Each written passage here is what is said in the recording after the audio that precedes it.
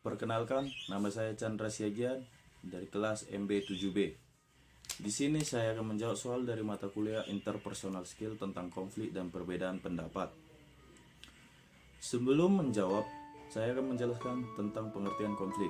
Konflik adalah perselisihan pertentangan antara dua orang atau dua kelompok di mana perbuatan yang satu berlawanan dengan yang lain, sehingga salah satu atau keduanya saling terganggu, menurut Wahyudi tahun 2014. Baiklah, saya akan menjawab soal nomor 1. Bagaimana cara mengatasi konflik kepribadian di suatu perusahaan? Contohnya, konflik kepribadian di suatu perusahaan itu ialah adanya perbedaan pendapat antara si A dan si B. Karena pendapat si A yang diterima oleh atasan, lantas si B cemburu, sehingga si B mendendam kepada si A.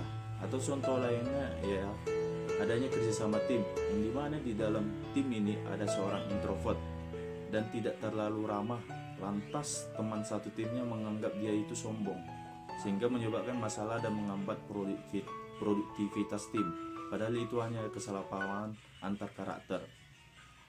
Beda, cara penyelesaiannya ialah misalnya dalam jangka pendek, satu tim harus mempunyai keterampilan mediasi. Keterampilan ini mengambil sikap independen dan memahami kebutuhan sesama, berempati serta mengesampingkan emosi, atau juga disebut dengan kompromi atau negosiasi sesama tim.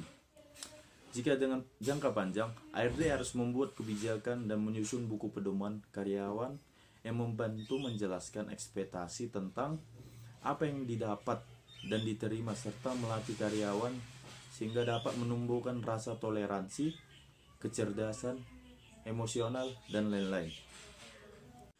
Selanjutnya soal nomor 2, yaitu bagaimana cara mengatasi konflik yang disebabkan oleh pemimpin. Sebelum menjawab itu, saya akan menjelaskan terlebih dahulu tipe-tipe gaya kepemimpinan.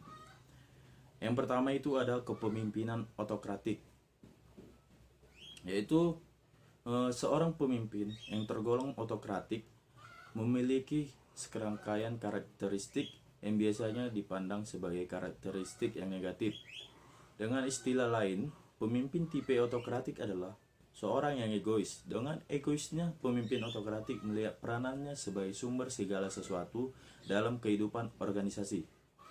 Yang kedua, kepemimpinan yang laissez-faire atau kendali bebas, merupakan kebalikan dari pemimpin yang otokratik. Jika pemimpin otokratik selalu mendominasi organisasi, maka pemimpin laissez-faire ini memberikan kekuasaan sepenuhnya kepada anggota atau bawahannya.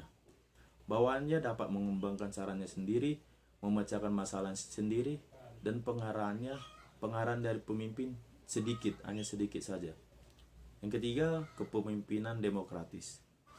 Tipe demokratis berlandaskan pada pemikiran bahwa aktivitas dalam organisasi akan dapat berjalan lancar dan dapat mencapai tujuan yang telah ditetapkan apabila berbagai masalah yang timbul diputuskan bersama antara pejabat yang memimpin maupun pejabat yang dipimpin.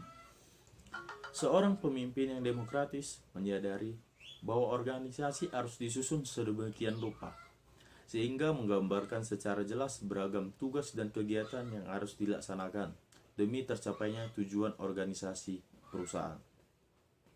Yang keempat, tipe karismatik. Seorang pemimpin yang karismatik memiliki karakteristik khususnya, yaitu daya tariknya yang sangat memikat, sehingga mampu memperoleh pengikut yang sangat besar. Mereka terpesona dengan cara bicaranya, dan para pengikutnya tidak selalu dapat menjelaskan secara konkret mengapa orang tertentu itu dikagumi. Hingga sekarang para sarjana belum berhasil menemukan sebab-sebab mengapa seorang pemimpin memiliki karisma. Dan yang terakhir yaitu kepemimpinan tipe militer. Tipe kepemimpinan ini biasanya memakai cara yang lazim digunakan dalam kemiliteran. Pemimpin yang bertipe militer ini ialah seorang pemimpin yang memiliki sifat dalam menggerakkan bawahannya lebih sering mempergunakan sistem perintah, dan juga dalam menggerakkan bawahannya senang bergantung kepada pangkat dan jabatannya. Contoh dari konflik kepemimpinan ialah ketika karyawan biasa yang tiba-tiba diunjuk menjadi pemimpin. yang dimana karyawan tersebut tidak memiliki pengalaman dan tanpa diberi pelatihan sehingga mengganggu pekerjaan dan mengakibatkan konflik. Cara mengatasinya ialah jika saya sebagai ARD, saya akan melakukan pelatihan kepada karyawan tersebut dan juga memberi pedoman tentang posisi tersebut serta berkomunikasi tentang gaya kepemimpinan yang baik yang sebaiknya digunakan. Dan jika saya sebagai manajer SDM-nya, saya akan menjadi penghubung komunikasi antar manajer, karyawan, dan pimpinan, dan juga memberi masukan kepada pimpinan yang baru untuk mengambil keputusan serta memberitahu budaya gaya kepemimpinan yang sering digunakan di perusahaan tersebut. Demikian jawaban nomor 2. Selanjutnya nomor 3. Bagaimana cara mengatasi konflik yang gaya bekerjanya berbeda-beda? Contohnya seperti seorang pimpinan yang memiliki gaya bekerja yang cepat, sedangkan bawahannya atau karyawannya memiliki gaya bekerja berhati-hati sehingga membuat lambatnya pekerjaan. Karena pimpinan ingin hasil pekerjaannya siap dengan cepat dan karyawannya sangat berhati-hati mengerjakannya sehingga sedikit lambat dapat menimbulkan konflik karena perbedaan gaya bekerja. Atau juga contoh lainnya ada orang yang lebih suka bekerja sendiri pada suatu tim dan ada juga yang memerlukan arahan untuk menyelesaikan tugas. Karena perbedaan gaya bekerja karyawan tersebut sehingga keharmonisan dalam tim terganggu. Selalu terjadinya miskomunikasi atau konflik. Untuk cara mengatasinya ya, jika profil karyawan bekerja secara hati-hati, maka pihak ARD harus meletakkan karyawan tersebut ke posisi yang sesuai dengan profil karyawan tersebut.